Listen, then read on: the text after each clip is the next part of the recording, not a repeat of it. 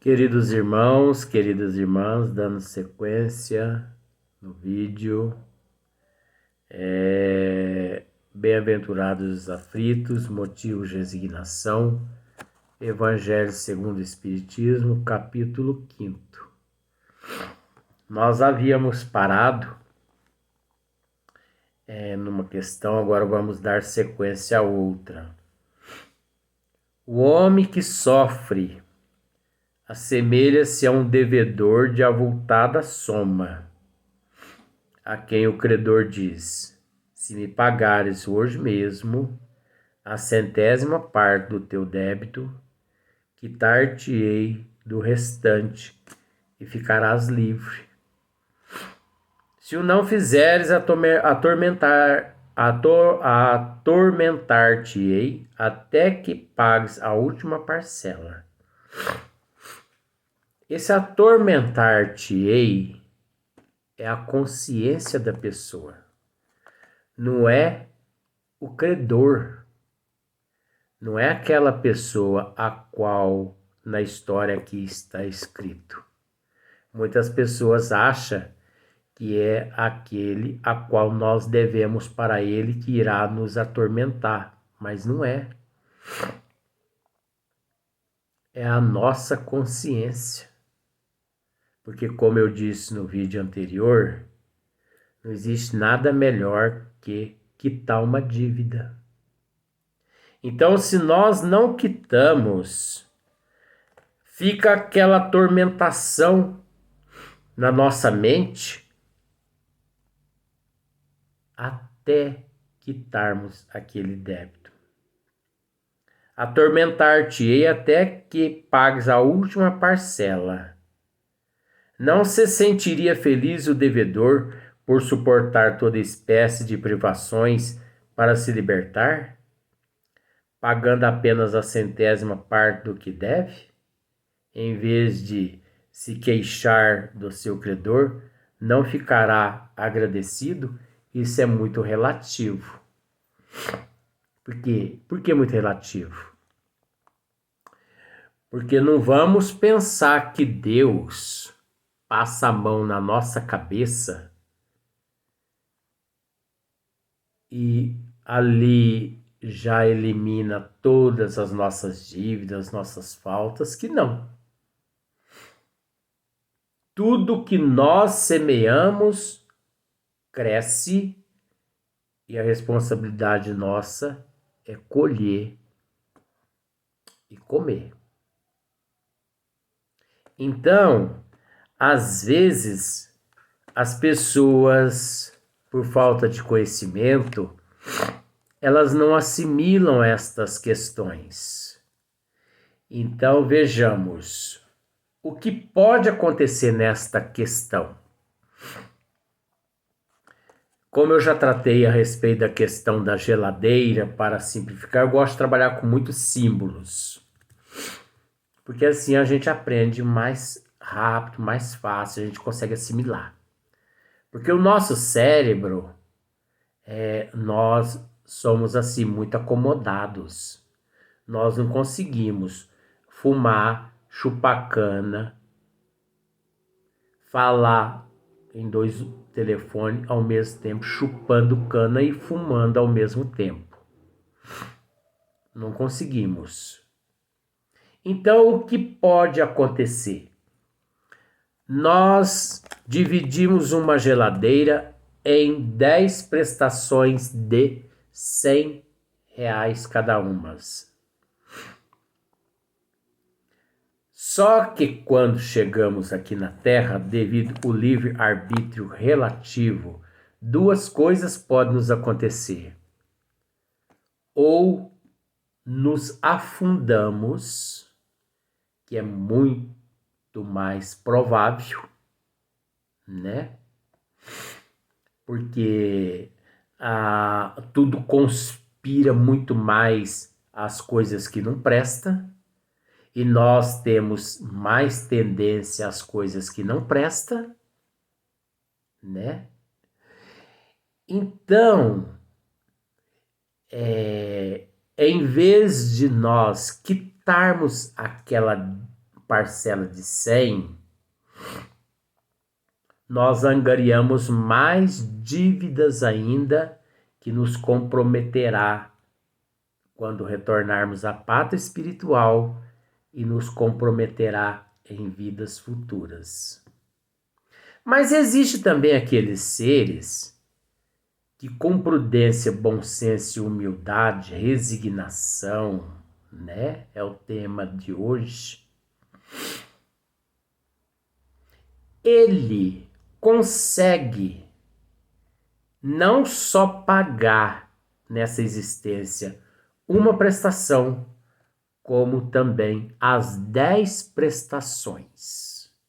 Se era para ele reencarnar 10 vezes, ele reencarna uma só e paga as 10 prestações, porque cada bem que se faz é um mal que se desfaz, é um mal que se apaga, é um mal que deixa de existir na contabilidade divina. Então depende muito mais de nós do que da providência divina. A providência divina divide os nossos débitos de existência passada não por merecimento, queridos irmãos, e sim por misericórdia de Deus.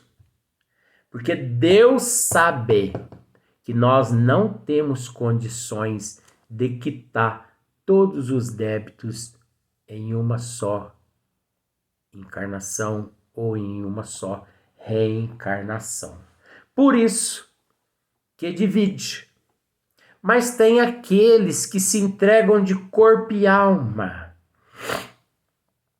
e conseguem numa existência, né, quitar aquelas 10 prestações. E ainda angariar bônus horas para ajudar outras pessoas, para que quando ele retornar à pátria espiritual, a coisa lá já esteja um pouco melhor pro lado dele. Como um amigo meu, ele trabalhou 30 anos na doutrina espírita. Foi não vou dizer esse termo para bajular, não, mas foi um espírita por excelência. Ele tirava da comida dele para dar aos necessitados. Trabalhou 30 anos na doutrina espírita. Com todo respeito, na minha cidade, o maior espírita que já conheci. Se vai surgir algum, vamos deixar para o futuro, porque até agora igual ainda não apareceu, por mais que eu respeite todo mundo. Porque não basta ser espírita, dizer que é espírita. Você tem que pôr em prática, você tem que tirar o bumbum. Eu ia falar bunda, mas eu vou falar bumbum, viu? Você já entendeu a mensagem. Tem que tirar o bumbum da cadeira. E os espíritas têm uma preguiça de tirar o bumbum da cadeira quando fala-se que é para ir na madrugada levar sopa para para aqueles que dormem embaixo das marquises. Mas eles têm uma preguiça. Olha, eles permanecem ali 90 minutos em frente à televisão assistindo novela, assistindo filme, futebol. Mas quando fala em visitar, levar algo para o necessitado na madrugada, Jesus amado. E esse amigo meu, ele desencarnou, e quando ele acordou, depois de 15 dias do plano espiritual, que ele acordou, que ele foi ao banheiro, ao toalete, porque lá tem tudo isso também, viu? Não é só que tem banheiro, não. Lá tem banheiro, lá tem escova de dente, tem sabonete, lá tem doença, lá tem câncer, lá tem medicina, lá tem cirurgia, Lá tem carro, lá tem tudo, viu? Agora eu vou falar a respeito disso. Que ele olhou assim no espelho, assim na fisionomia dele, na testa assim, escrito assim, inacabado.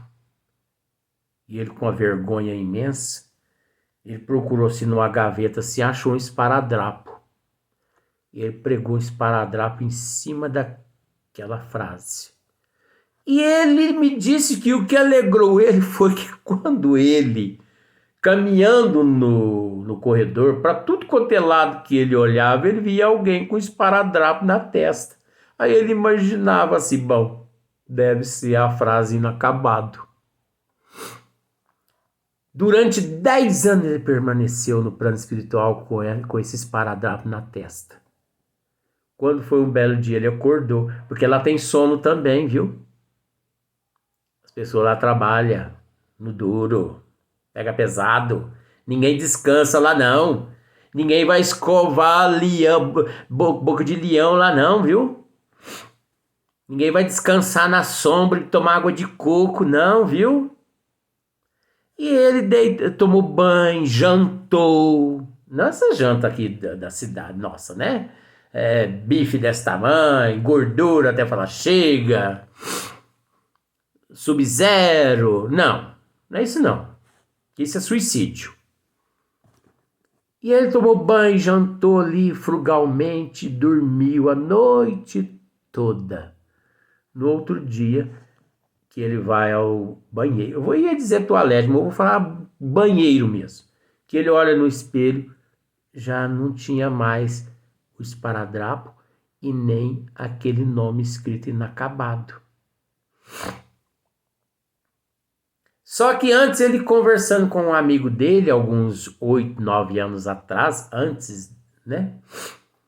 Ele perguntou para o amigo dele o que significava aquilo. Aí o amigo dele disse, infelizmente eu tenho que te dizer que você, como muitos, não conseguiu cumprir a tua responsabilidade, aquilo que você havia prometido no plano espiritual antes de retornar ao corpo físico. Por isso você foi considerado inacabado. Mas não se preocupe com isso não. Sabe por quê? Porque 75% da humanidade recebe esse carimbo quando chega aqui. 75%. Você se livrou desse carimbo com 10 anos aqui e outros que permanecem aqui 30, 40 anos com esse carimbo. Esquenta a cabeça com isso não. Carimbo é apenas um carimbo.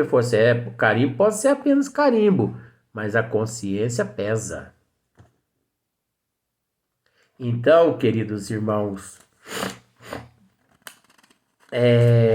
tal sentido das palavras, bem-aventurados os aflitos, pois que serão consolados, são ditosos porque se quitam. E por quê? Depois de se haverem quitado, estarão livres. Então, depois que a gente quita a dívida, nós nos encontramos livres, né? Nos encontramos livres de consciência. Por isso, daquele momento em diante, nós devemos trabalhar para não nos complicarmos mais. Porque não é a dívida financeira, não. É a dívida moral. É a dívida moral que aqui está dizendo. Se, porém, o homem, ao quitar-se de um lado, endivida-se de outro, jamais poderá alcançar a sua libertação. Isso é natural, né? Se você quita de um lado e se endivida do outro, você nunca alcançará a sua libertação, a tua paz de espírito. Você encontrará-se constantemente em estado de perturbação. E a doutrina espírita é a única ciência capaz de nos orientar. Se você não entendeu o que eu estou aqui dizendo, busque no Evangelho segundo o Espiritismo, capítulo 5, Bem-aventurados os aflitos, motivos de resignação.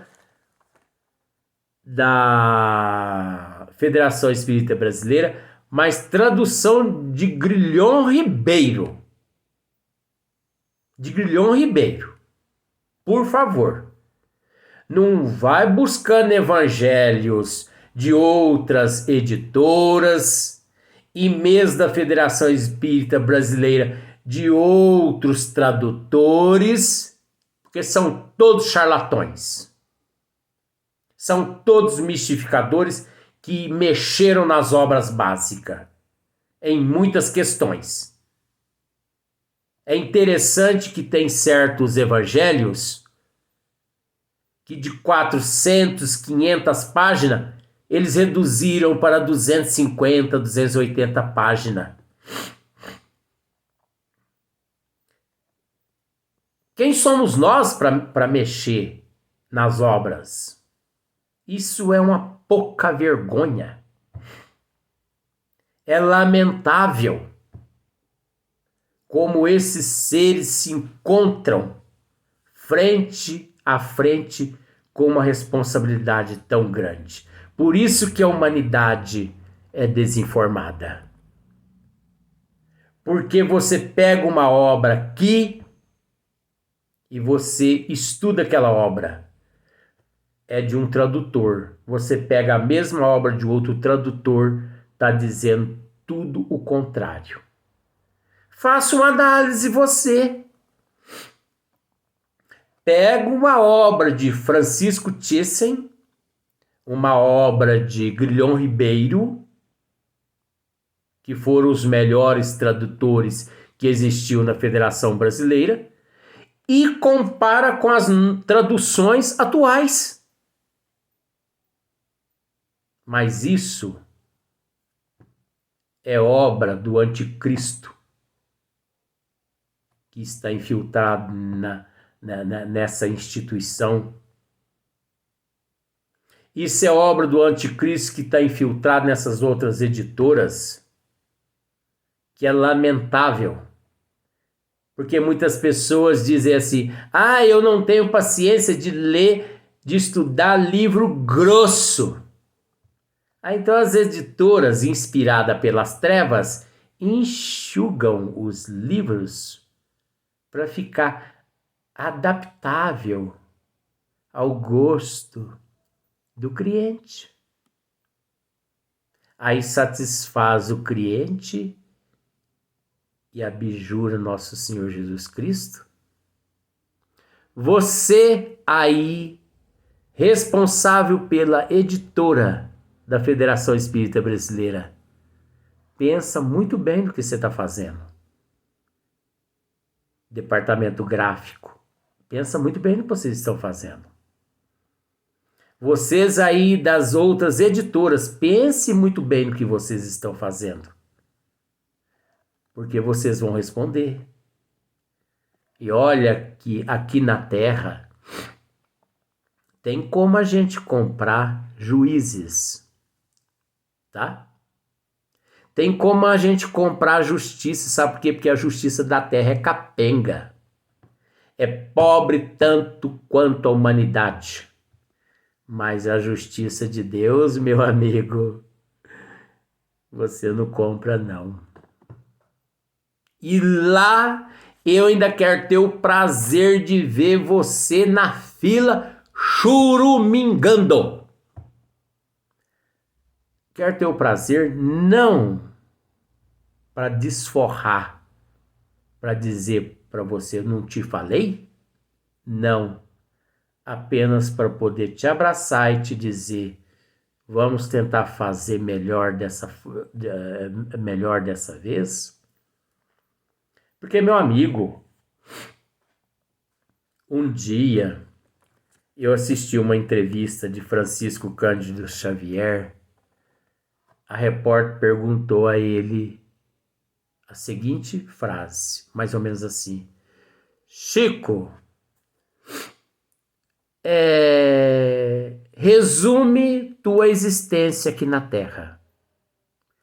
Ele falou, bem, minha filha, o que eu posso te dizer é que eu me encontro naquela situação. foi designado que eu viesse entregar uma mensagem. E eu entreguei essa mensagem. E no ponto do ônibus eu me encontro. A hora que ele passar e quiser me levar, eu de malinha pronta, eu já me encontro. Queridos irmãos, não é vergonha para nós? Não é vergonha? Nós não deveríamos agir dessa forma. Nós não deveríamos agir como Chico agiu. É interessante, eu tenho observado no movimento espírita. Existe a era antes do Chico e existe a era depois do Chico. Não, o único divisor de águas é Jesus, antes e depois. Não, eu não estou tratando de Jesus, eu estou tratando de Chico Xavier. Existe a era antes do Chico e depois do Chico. Enquanto o Chico no corpo físico, as editoras respeitavam as obras espíritas. E quando falar em obras espíritas, é obras do nível de Chico Xavier, do nível de Divaldo Pereira Franco, Sueli Caldas Schubert, Leon Denis, sabe? Camilo Formarion, Bittencourt Sampaio, Meimei, Alta de Souza, obras de irmã Joana de Ângeles, Manuel Filomeno de Miranda. Quando no corpo físico, todas as editoras respeitavam as obras espíritas. Mas foi o Chico desencarnar. Parece que abriram a porteira do curral e soltaram as vacas com os boi tudo no pasto. Perdeu a disciplina. Aqueles que se dizem responsável pela doutrina espírita no Brasil. Perderam a disciplina. Hoje visam dinheiro. É lamentável, como eu já disse. Muitos falam de muitas religiões. Muitos espíritas falam de padres, de bispos, de pastores e de apóstolos e de muita coisa. Muitos espíritas falam. Mas se esquecem de falar dos próprios espíritas que estão também, e com a desculpa de usar aquelas verbas em obras de caridade. Que praticam muita caridade? Pratica. Mas e o tanto que é desviado? Passe uma peneira fina no espírita, principalmente do Brasil. Não se sobra quase nada. É lamentável como ninguém tem coragem de dizer o que eu estou dizendo. Não é só coragem de dizer não, eu não tenho medo. Por isso que eu falo o que eu falo. E prove-me o contrário. Permaneça no anonimato calado. É porque você, com todo o perdão da palavra, tem a cauda presa. Por isso você não pode abrir a boca, porque você está mais sujo que um pau de galinheiro. Que Deus nos ilumine e nos fortaleça.